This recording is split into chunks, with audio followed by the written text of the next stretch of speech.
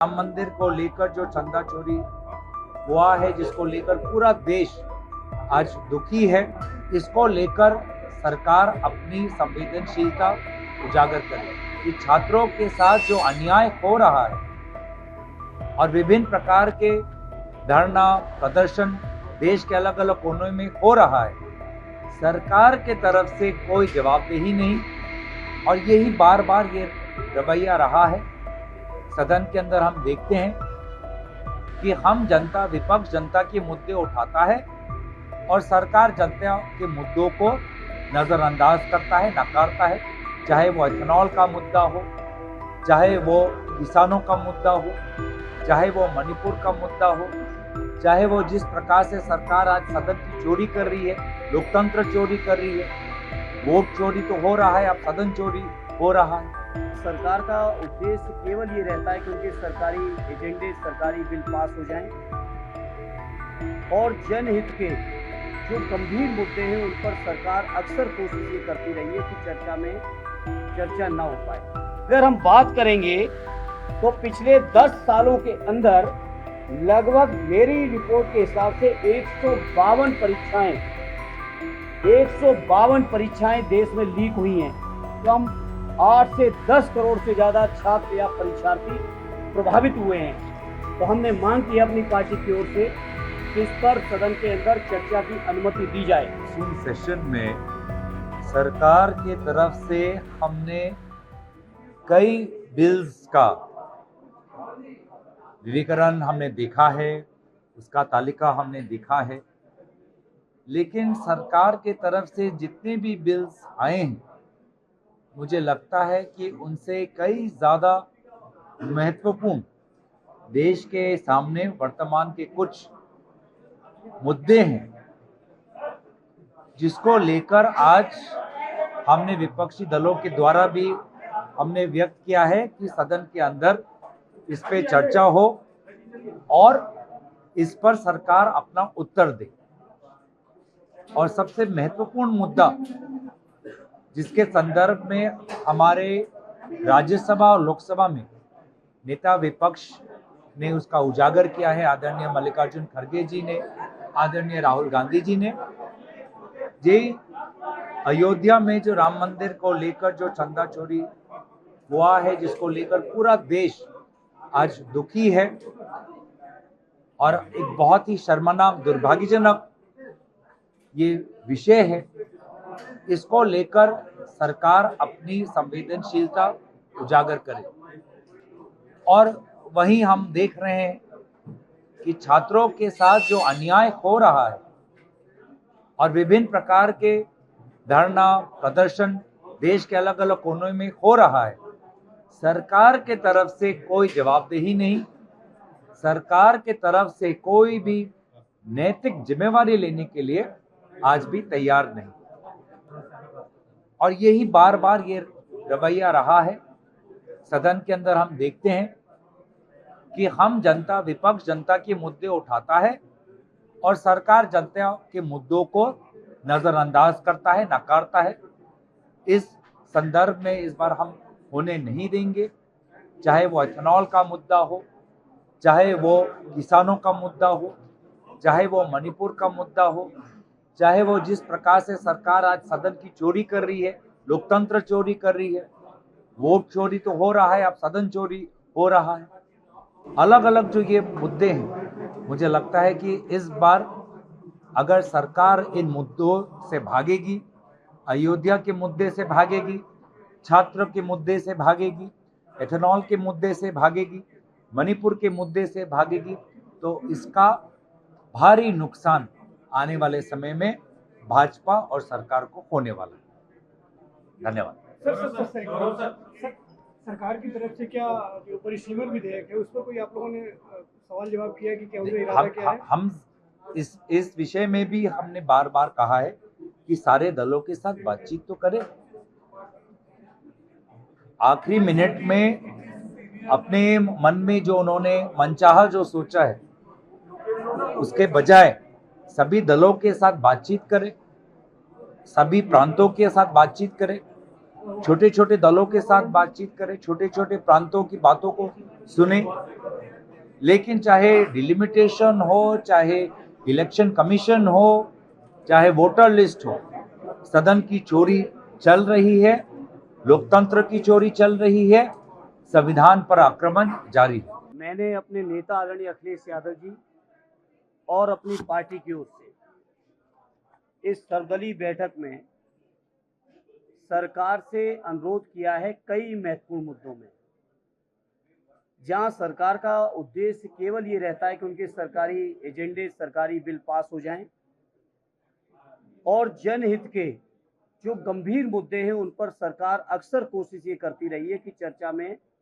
चर्चा ना हो पाए। भले ही उस चर्चा की मांग को लेकर सदन स्थगित हो, समय बर्बाद हो, लेकिन सरकार हमेशा ये कोशिश करती रही कि जनहित के जो मुद्दे हैं, जो जनता के बीच महत्वपूर्ण सवाल है, वो उन पर चर्चा सदन में ना हो सके। हमने अनुरोध किया है सरकार से कि बजाय समय बर्बाद करने के पहले दिन से ही जो विपक्ष के महत्वपूर्ण मुद्दे हैं उन मुद्दों पर चर्चा की अनुमति हो और चर्चा में सवाल उठ सके।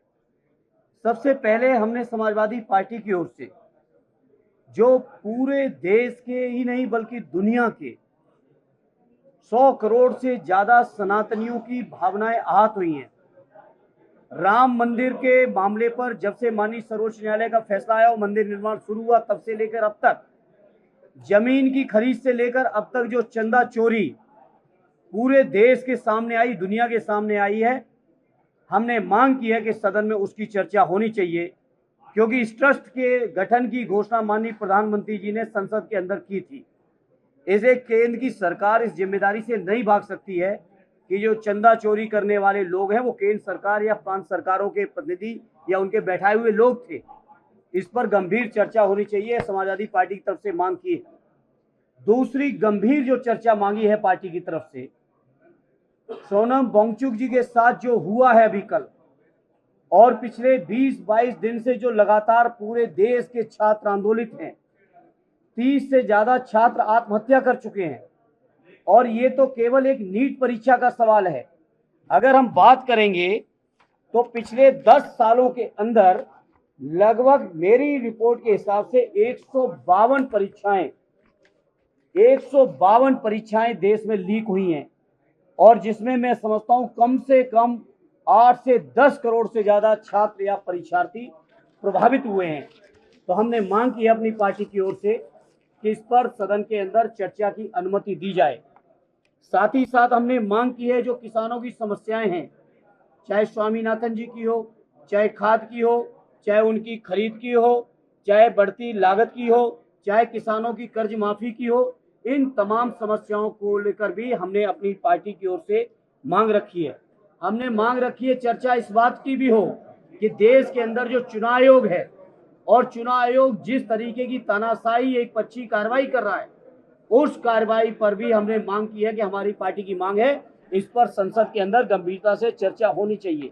हमने मांग इस बात की है, पिछले 12 सालों में देश के अंदर और प्रदेश के तमाम देश के कई प्रांतों में, विशेषकर उत्तर प्रदेश के अंदर जिस तरह से सामाजिक न्याय से जुड़े जो हमारे पीड़ित परिवार के लोग हैं, चाहे हमारे पिछड़े हों, चाहे हमारे दलित हों, आदिवासी हों, हमारे मुसलमान भाई हों, अल्पसंख्यक भाई हों, इन सभी के साथ जो सरकारी सेवाओं में उपेक्षा हो रही है, अन्याय हो रहा है, कहीं भी बड़े से बड़े संस्थान से लेके छोटी से छोटी जगह पर आप देखेंगे पीड़ित परिवार के लोगों के साथ NFS लिख दिया जाता है, नॉट फाउंड सुटेबल।